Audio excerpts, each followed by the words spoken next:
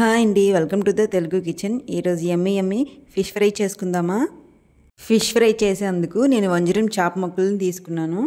ఈ చేపల్ని నీట్గా కడిగేసి సైడ్కి పెట్టుకున్నాం. ఒక ట్రేని తీసుకొని అందులో అల్లం వెల్లుల్లి పేస్ట్ వేసుకున్నాం, కారం వేసుకున్నాం, నెక్స్ట్ సాల్ట్ కూడా వేసుకున్నాం, పసుపు కూడా వేసుకుంటున్నాం, ధనియాల పొడి కూడా వేసుకుంటున్నాం.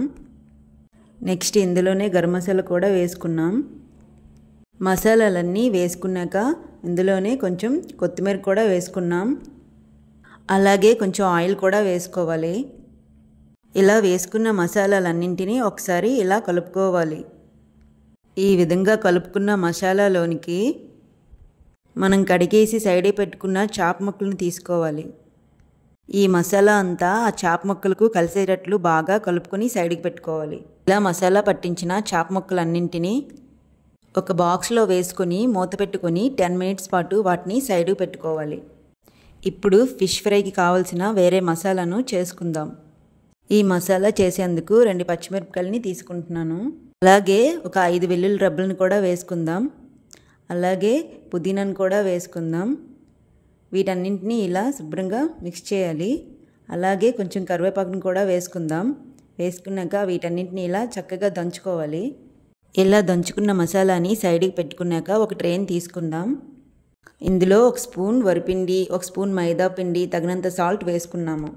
స్ట్రీట్ స్టైల్ వచ్చేందుకు ఫుడ్ కలర్ కూడా వేసుకున్నాను. మీకు నచ్చితే వేసుకోండి, లేకపోతే లేదు. అలాగే మనం ఇంతకుముందు దంచిపెట్టుకున్న మసాలా ముద్దని కూడా ఇందులో వేసుకుందాం.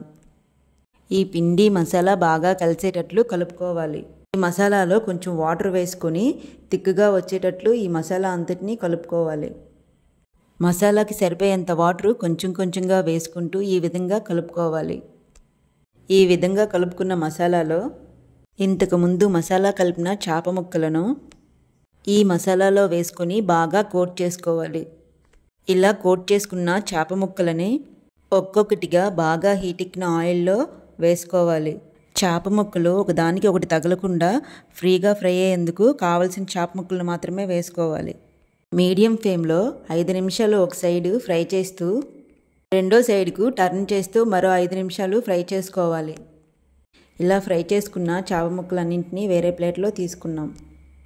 ఫిష్ ఫ్రైని ఈ విధంగా గార్నిష్ చేసుకుందాం. నా రెసిపీ కనుక మీకు నచ్చినట్లయితే ప్లీజ్ లైక్ చేయండి, షేర్ చేయండి, సబ్స్క్రైబ్ చేయండి. పక్కనే ఉన్న బెల్ ఐకాన్ని క్లిక్ చేయండి. ప్లీజ్ సబ్స్క్రైబ్ చేసుకోండి.